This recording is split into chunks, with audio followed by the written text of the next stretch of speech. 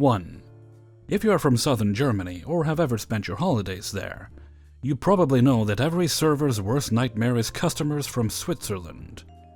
Everything from Germany is ridiculously cheap for them, so they usually besiege us on a regular basis on the weekends. They are often rude and entitled as fuck. So let me tell you a horror story that will make every server cringe. The story of the worst momzilla I have encountered yet. Our restaurant opens up at about 10 a.m. Usually we only get tourist customers that want coffee and breakfast at that time. But back on that fateful day, a Swiss family walked in. They were our first customers of the day. You could tell the mom was the one with the pants on the minute they came in. She decided everything. Her husband and son couldn't even choose their drinks or meals for themselves. So I get up to them, greet them and ask for their orders. No hello or anything is coming back. They have this really awkward dynamic with none of them talking to each other. Just the way the mom orders, not looking you in the face, instead typing something on her phone, and the way her voice sounds. Basically screams that she's one of these customers that just doesn't want to be happy in your face. He, and I want water, and our son is going to get Rivera, sugary Swiss lemonade. I tell her that, I'm sorry, but we do not have this drink since it's Swiss. We have something that tastes exactly the same though. If you don't have Rivera, he isn't going to drink anything. Her son looks like he's about to cry any second now, but doesn't actually say anything. Her husband looks away as well. I offer to bring her son tap water, it's free, and he'd have something for his meal, which she declines. Again stating that he will either drink Rivella or nothing, making it seem like I have a secret stash of this stuff hidden somewhere. She then proceeds to order their food. Of course, neither the husband or son were allowed to choose for themselves. She ordered the same type of pasta dish for all three of them. I tell her that it will take some time to make it, as we usually only have breakfast guests at that time, and all of our pasta is freshly made. She's already annoyed, but after being told to wait, her attitude takes over. So while she waits, the tables slowly start to fill up with the usual tourist groups. The pasta is finally finished, steaming hot. In fact, so hot I had to use a cloth to carry it. As soon as the dishes arrive, she looks at me in bewilderment, telling me that this is not what she ordered. I respond that is exactly what she ordered, to which she answered, "Oh no, I know this dish. This is not how you do it in Switzerland. You do it like this, blah blah blah." Once again, I tell her I'm sorry, but that's how it's done here. I ask her to try it at least. Her son and husband eat the pasta and are seemingly satisfied by it. But Momzilla, probably not used to being told no, looked for any reason to give the dishes back. She calls me over and tells me that the dish was cold when we brought it out. She does so while I can see the steam rise from her plate. I offer to take hers back to the kitchen to reheat it. That's when she flips into rage mode. "Are you telling me you had to heat this up? This pasta wasn't freshly made. You thawed it. This is clearly store-bought. You served me frozen pasta." Her poor husband and son look so embarrassed. They still don't try to intervene. Only when the mom wouldn't stop repeating herself, her 6 or 7-year-old son begged her to stop, saying that the food was fine, to which she shot him a glance that made him immediately shut up. Husband and son quietly continue eating while she goes on to insult the restaurant, the way we cook in Germany, Germans in general, how we don't have customer service, etc., etc. She then proceeds to yell at me how she isn't paying for the food because it was awful and not what she expected. I ask her to nicely lower her voice and calmly tell her that I can only do so much as take back her dish, as her son and husband have eaten almost all of what's left on their plates by now, and thus they couldn't be returned. By that point she screams at me, asking me how I could seriously think I was going to see any cash from her after the way she has been treated. She gives me this really provocative look and says, "Your customers know what's being served here." And she grabs her plate and goes to several tables to yell at them that we had allegedly served her pre-made frozen discounter pasta.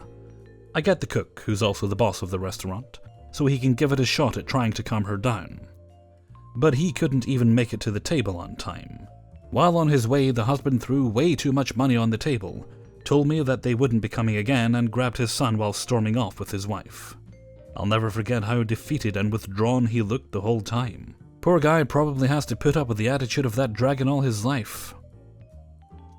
2. Alright, let me tell you a story. I used to work at a family-owned Mediterranean restaurant in a very trendy area of a very trendy city. So we used to get busy, real busy. Let me tell you something else.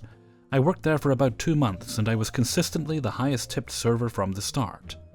That's a half brag, because customers love me but my co-workers everywhere I go hate me, because I'm basically a terrible person.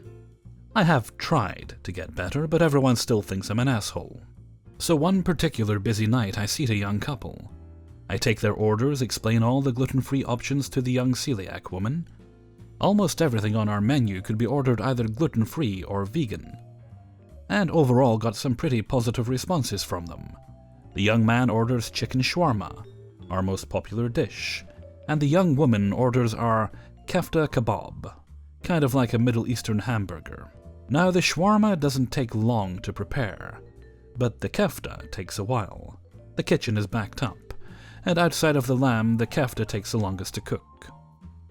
I check on them a few times, refill drinks and whatnot, and press the kitchen on their food.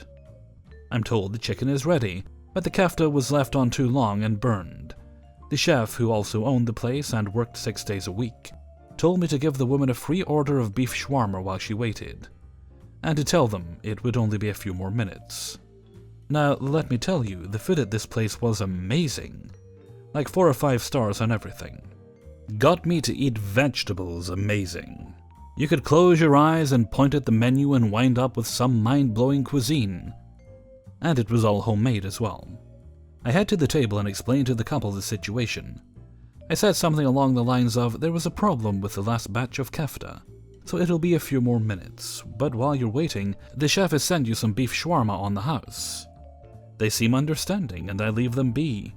Returning a few minutes later with the kefta, I check on them a few more times throughout the night. But now they seem distant and dismissive. When it comes time for them to leave, I ask them if they need boxes. They just ask for the check. That's fine, people waste food a lot, it's whatever to me at this point, despite the fact the woman had an entire plate of shawarma left. I process their payment, they leave, and I quick scope the check to analyze my tip. I got good at calculating 20% tips in my head at this job. Then my heart sank. Now this is the point where I have to say the title is slightly misleading, because they did leave a tip. A whole diggity darn $1, and an arrow to a note. Before I continue, I'd like to mention that this is not a cheap place, but it's not too expensive either. A normal bill for 2 people can range from $35 to $60, depending. Making a 20% tip, what I usually received, $7 to $12, and a 10% tip, highly unusual, $3.50 to $6. Not to mention it was family owned, so I made tipped minimum wage. The note read something like this. My wife and I always tip 20%. Doubt? But tonight we feel it necessary to break that rule. The waitstaff was inattentive, and they messed up my wife's order. Lie. Causing her to become very upset. Not to mention, the food was mediocre overall. You have ruined a special night for us, and we won't be coming back. I, of course, have a panic attack because I am not just a fake nice person with assholish tendencies. I have mental issues. Like I always say, everyone has an excuse, but mine is medically diagnosed.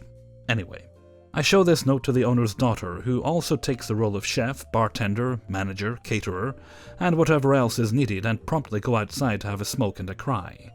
When I come back in, the owner is not happy, nor is her daughter. They immediately institute a no free food policy, which the daughter puts up on the restaurant's Facebook. So that is the story of how, after over a decade of giving free food to customers here and there, one nasty couple ended it in one fell swoop. 3. This happened a couple years back when I was working at a sushi restaurant with my sister, while we were trying to get through college.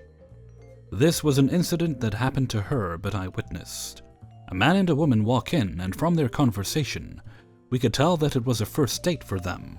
They both order cocktails to start, and as my sister begins walking away to get their orders to the bartender, he grabs her sleeve, stares her dead in the eyes, and stoically asks her, "What type of glass does the drink come in?" She's confused, and asks him to repeat the question, and the man points to the curvy hurricane cocktail glass that the table next to them has ordered, and says, "That glass? Does my drink come in a curvy glass like that, or does it come in a regular glass?" My sister answers him, saying, "I'm sorry, sir, but I'm not sure because the cocktail you ordered is tonight's new special, and I haven't seen the cocktail being made yet." Our bartender gets creative with drink specials, and she'll come up with fun concoctions on a whim every weekend. We don't always know what to expect with these special drinks. The man huffs and rudely waves her away after telling her, "Just make sure the drink comes in a regular glass." Since this was a weekend night, the rush starts picking up, and soon it's a full house. The bartender, in the heat of the rush, forgets about the man's special request for a regular glass, and makes the drink in a curvy hurricane glass, which is what it was originally intended to be made in. My sister realizes this, but since it's so busy, she feels bad asking the bartender to re-pour the drink into another glass and re-garnish it. So she just took it over to the guy, thinking it wouldn't be that big of a deal. Instantly, the man exclaims loudly for a larger half of the restaurant to hear, Excuse me? What is this?" "I'm sorry, sir, but is there something wrong with your cocktail?" "Look at the glass it's in. You expect me to drink from a glass like that? This is unacceptable. Take this away and make me a new one in a manly glass. I refuse to drink a girly drink," and continues to criticize and berate my sister for her incompetence in customer service. My sister is flabbergasted. His date looks embarrassed to death. I'm livid. The bartender had overheard and was scoffing and rolling her eyes. The bartender stepped in, took the drink from the table, went to the bar to pour it in a Collins glass, and got the drink back to him. He then continued to complain that the tiny umbrella and the fruit garnish was missing from his second drink. Don't really remember how the rest of that night went, but I remember all the servers and bartender were making jokes about this man's fragile sense of masculinity for weeks afterwards. Never in my life have I seen masculinity so fragile that a cocktail glass played a threat to the integrity of one's manhood. 4. This story comes from a friend who is also in the service industry. 3 years ago, she worked at a popular high-turnover Mexican restaurant in a busy bar district in our city. My friend had the privilege of working at a restaurant with outdoor seating. We all know how much people in cities absolutely love sitting on a busy block, with exhaust fumes, bugs, 90-degree temperatures, and a beating sun. A couple arrived and asked to be seated outside. The hostess said, "Outdoor seating is at a 45-minute wait, but you can be seated inside immediately." The lady of the couple said, "We'll take inside, we're starving." My friend, who we'll call Meg for narrative purposes, served the guest's order without complaints, a round of margaritas, an appetizer of guacamole, and 2 well-done burgers. Meg checked in with the table 5 minutes after their burgers were dropped. The lady of the couple said nicely at first, "Everything's all right, I guess, but these chips are stale." Meg, a seasoned server, replied, "I apologize. We make our chips in-house every morning, but being that it's 12:30 a.m., they've probably lost their flavor. I'd be happy to replace your chips and guac with any substitute, rice and beans, Spanish rice, refried beans, etc." Keep in mind, Meg was working at a restaurant on arguably one of the busiest streets in our city. She was next to a popular music venue, many other bars, and had a table flip time of under 30 minutes. Quality food wasn't a priority, but fast drinks and food were. She knew to replace a bad order happily if a guest complained. The guest responded, "I guess we'll have fucking rice and beans." Being cursed at wasn't unusual. Meg replaced the chips and guac at the guest's request and waited on her other tables. She moved on, hoping that everything was resolved, and was about to check in to see how the rice and beans were. 5 minutes later, Meg's busser waved her down from across the restaurant. Meg rushed over and her busser said, "Go to that table that complained about the chips, like right now. I already have someone over there to watch them." Meg rushed over to the stale chips guests, where she found the woman from the dissatisfied couple holding several checkbooks against her chest. The woman started ranting, "I came here hoping to attend a show that I spent money on, and was served stale chips, stale guacamole, and bad burgers, and everything kept me from making my show on time. I asked for my check because our server wasn't there to take care of us when we were already late for our show. And when the manager dropped the bill, gratuity was added. I refuse to pay a tip on this server, and no one else should either."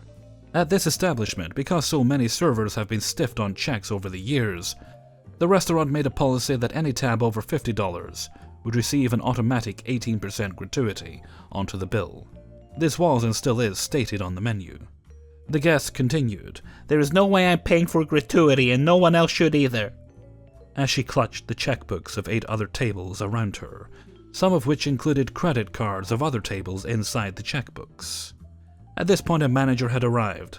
"Ma'am, I understand you had a bad experience, but right now you are committing theft. You need to give those checkbooks back, pay your tab, and leave before I call the police." The guest responded, "Hell no, I'm not paying gratuity, no one else should either," as she continued to hold all checkbooks on her person. "I want everyone in this restaurant to know that this server don't deserve no tip." Meg, confused as to why this woman flipped to the point of stealing other guests' credit cards and checkbooks off their tables, claiming she was a bad server, is at the point of ripping the checkbooks out of this guest's hands and kicking the shit out of her. But Meg's manager told her to head to the back of the restaurant and wait it out. Other servers would watch her tables, and police would be on their way. Eventually, the police came, returned the checks to all the other tables, forced the woman to pay her tab, and escorted the woman off of the property. All of the other tables tipped Meg relatively well, and Meg quit several weeks later. As Meg finished the story, she said, "High volume in a city is a whole different animal. God bless anyone who was able to power through it despite all the bullshit." So I guess the moral of my story is, anyone who has gone through anything remotely similar to this, cheers to you. We all deal with crazy shit every day, and hopefully, it's because of stories like these that help us realize we're not alone in this crazy work environment we all sign ourselves up for. 5. I worked at a local small-town Applebee's for 2 years. Every Veterans Day there was a huge to-do for the holiday, free meals for vets, a DJ playing patriotic songs, including a house-silencing performance of the national anthem every hour, regional and corporate coming in to help manage, etc. All hands on deck for this night, front of house and back of house. Goes without saying, extremely busy night for us. I'm serving one of these nights in a regular large family section with 2 two-tops on the side. After a few hours of absolutely busting it, in a positive way, it's actually a very fun night. A corporate person calls me over in the dining room.